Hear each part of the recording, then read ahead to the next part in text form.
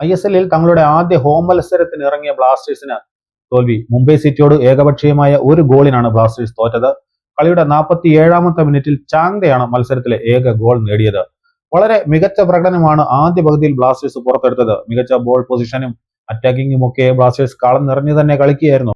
എന്നാൽ രണ്ടാം പകുതിയിൽ ബ്ലാസ്റ്റേഴ്സ് നിറം മങ്ങിപ്പോകുന്ന ഒരു പ്രകടനമാണ് കണ്ടത്. അവസാന മിനിറ്റിലെ ഒരു ഹെഡറൊക്കെ പുറത്തേക്ക് പോകുന്ന നിർഭാഗ്യകരമായ കാഴ്ചയൊക്കെ നമുക്ക് കാണേണ്ടി വന്നു. അവസാനത്തെ 10 മിനിറ്റുകളിൽ മികച്ച പ്രകടനം തന്നെ ബ്ലാസ്റ്റേഴ്സ് പുറത്തെടുത്തെങ്കിലും ഗോൾ മാത്രം പിറന്നില്ല. എന്നാൽ ആദ്യ പകുതിയിൽ മറ്റൊരു മനോഹര കാഴ്ചയ്ക്ക് കൊച്ചി സ്റ്റേഡിയം സാക്ഷിയായി. എപ്പോഴും കേരളത്തിന്റെ അന്തകനായിട്ട് മാറാറുള്ള ഗോൾ അടിച്ചു കഴിഞ്ഞാൽ അത് വളരെ വലുതായിട്ട് തന്നെ ആഘോഷിക്കുന്ന പെരേര ഡയസിന്റെ ഒരു പെനാൽറ്റി കേരള ബ്ലാസ്റ്റേഴ്സിന്റെ ഗോൾ കീപ്പർ അർഷ് അൻവർ തടുത്തിടുന്ന കാഴ്ചയായിരുന്നു അത്. ഇന്ന് സച്ചിൻ സുരേഷിന് പകരം അർഷ് അൻവർ ആയിരുന്നു ബ്ലാസ്റ്റേഴ്സിന്റെ പ്ലേയിങ് 11-ൽ ഉണ്ടായിരുന്നത്. ഇന്ന് ബ്ലാസ്റ്റേഴ്സിന് വേണ്ടി ആദ്യ 11-ൽ ഇറങ്ങിയത് അർഷ് അൻവർ, നവോച്ച, വികാസ് ശിവനം, സന്ദീപ്, ഒമർ ബ, Danish, Rowllin Borges, Nihal Sudheesh, Korou Singh, Victor Bertomeu, Marlon എന്നിവരൊക്കെയായിരുന്നു.